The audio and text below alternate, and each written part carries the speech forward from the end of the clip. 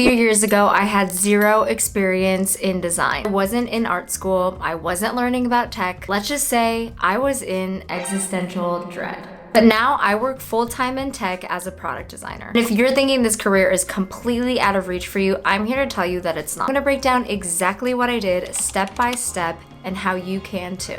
All right, let's just jump right into it. First up, I needed to fix my DULU mindset. I went through a very lengthy process of trying to find a new career for myself. And that basically meant I had to stop believing in lies. You know, the lies where you need to be a tech wizard, or you have to have a portfolio that is so good that it sits in the Louvre, or that if you were a web designer, there was no way you could become a software designer. Newsflash, all of those things are lies. As I did more and more of my research, I realized that being a product designer was more about being able to communicate with stakeholders, being able to wrangle people to buy into your vision and really sell and tell a story. And I realized none of that actually requires a fancy design degree. The second step was learning UX. Obviously, we still need to learn some form of UX design if you want to become a product designer. Now, there's a few ways you could do this. You could either teach yourself online for free and self-taught at your own pace. You could use a boot camp, or you could go through a university and get like a master's,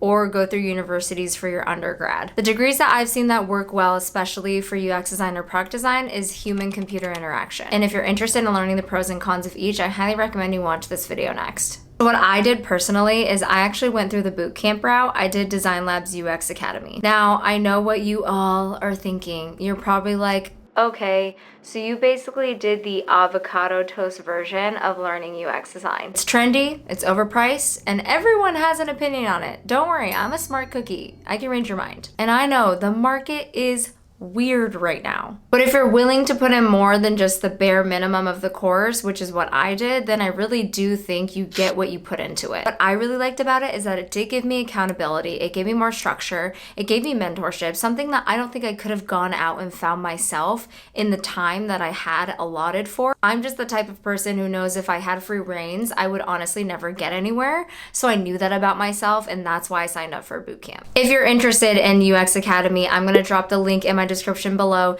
Yes, it is an affiliate link, and I am always open about this. No pressure if you don't end up signing up, just check it out. But if you do end up signing up, please use that link because it does help support this channel and helps me to continue give you all free content. Now, after I learned the fundamentals about UX, it was now time to start building credibility without experience. And I think this is where the most uncomfortable part comes, because it's all about embracing the cringe. I did a lot of things that I normally would not do. Things that I thought were cringe. Like sharing my work on Behance. I didn't have the muscles yet to learn how to share designs and work that I'd been working on, my blood, sweat, and tears, and just give it to the public for them to just riddle with red lines and do whatever they want to it.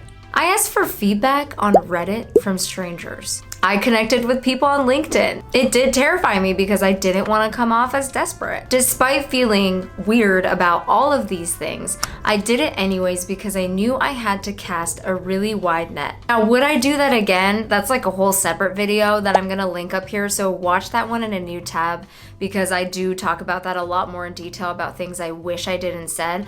But this video is more about exactly what I did, so you can follow or decide whether or not this approach is best for you. But either way, I embraced the awkwardness, I embraced the cringe, and honestly, that's how I grew, and that's what I meant by saying I was doing more than just the bare minimum of just taking the boot camp and then applying for jobs. I was going out of my way, going out of my comfort zone, because I really, really wanted this job. Now, at the end, I will have some bonus tips about how to get into product design, so just bear with me. I'm almost done with my beautiful journey, and the last part here is finally getting my first gig. I honestly ended up getting my first UX design job because I was poking around in the weirdest corners of the internet. I was looking at really odd UX jobs, like unpaid ones. I was looking at little local agencies with like 7 employees just to see if they had like a visual designer and maybe they needed a co-UX designer to help out. Super niche industries where I thought maybe they just might need one UX designer to start. So I finally got a UX internship at a really small local agency in my area, and it was about like 10 employees,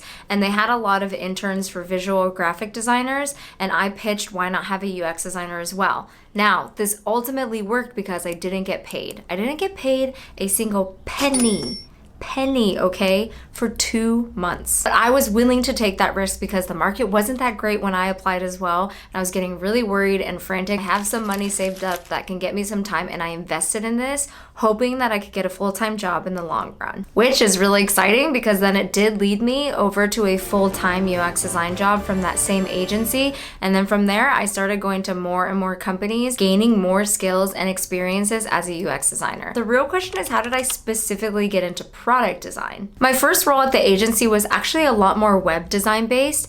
And then what happened was I stumbled onto a startup that did a little bit more of like booking platforms in web. But eventually that startup got acquired by a much larger company, and that's where I started working on mobile apps, more software-like experiences that led me to be able to go down the path of working in a real tech company. I know this word gets thrown around a lot, like what is tech? What does working in tech mean? And to me, a lot of the companies that I worked at before as a UX designer was more marketing and selling other digital services like branding and SEO and other kind of marketing aspects. Or I worked at a company that sold moving as their primary service, not an actual technology piece. But now when I work in tech, the only thing that we're selling as a product is a software to customers. And to me, that is working in tech. And also, of course, the job title changed from UX designer to a product designer. Before I get to the bonus tips, one more thing I wanted to know is that how I became a product designer too was no easy feat.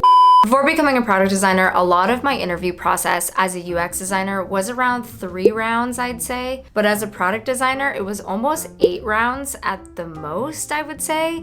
And it was really grueling. I actually have a vlog about it that you should check out. I am literally crying on screen because it was so brutal. I was not anticipating how hard it was going to be. Another little tidbit about going into product design is a lot harder because I had to shrink my pool of what kind of jobs I was looking for, because I had to shrink my pool in the companies that I was targeting, which was only tech companies.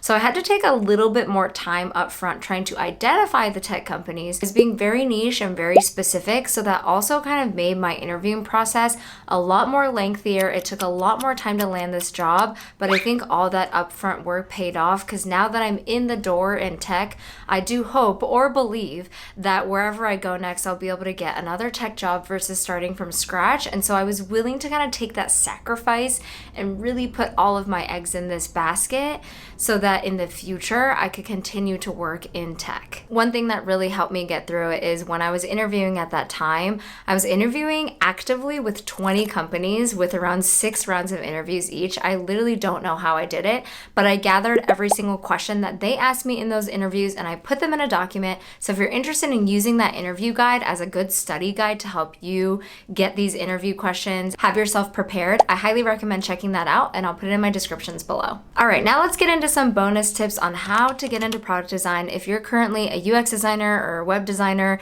and you want to transition more into the product design space. First one is kind of silly, but it makes a huge impact, and that is getting your coworkers to say some nice things about you. Every single place that I have worked, I would ask my design manager or engineer, product manager to write something about me on LinkedIn. There's a little portion at the bottom of your LinkedIn profile where you can receive and give recommendations. So if I know like a project just recently went well, or I have a good standing with a manager or someone, I'll message them at work and be like, hey, it would mean so much to me if you put a recommendation on my LinkedIn profile. I would really, really appreciate it, and I can give one to you too. So I've collected a lot of these little tokens along the way, and I won't lie, a lot of times in my interviews, recruiters will allude to them. I have heard multiple recruiters be like, yeah, I saw that your old manager said this about you, and they said that you're really good at that. Like, tell me more about it. And they really do look at it, and it really helps boost your credibility even more because it just shows that like there's actually real humans that are willing to vouch for you. So I highly recommend starting to do that. The second one is that you can definitely transition into product design if you are a visual designer or some sort of like graphic designer. It's a little bit of a reach, but I'm also saying this because it's easier more than ever for these types of designers to become product designers because of design systems. This is especially hot right now in the so hot right now. Design industry. Design systems have always been really valuable and important and talked about, but they are much more valuable than ever. And more companies are dedicating to massive teams just to be able to maintain, groom, organize, and create design systems because they boost our workflow tenfold. And let us all remember, time is money to these businesses, and design systems save so much time. Now, why I say visual designers can cater really well to that is because it requires a lot of understanding about how to scale designs, how to use UI, visual components, and really think outside of the box on what should be done for accessibility, for typography, for color and branding. It's a huge full-scale development that I think visual designers can really get into. I am not very proficient in like my UI design skills, I will admit to that. So like, I don't think I could ever apply to become a design system designer. I would fully fail the test, but I think a visual designer has much more experience than I could ever do it. So I will say that's a really good niche way to get into product design if that's something you're interested. Overall, breaking into product design isn't easy, but it's definitely not impossible. If I was able to do it, so can you. But if you want to know what I'd do differently if I had to start over, I would watch this video next. And also make sure to subscribe for more content like this in the future. And I will see you next time. Bye.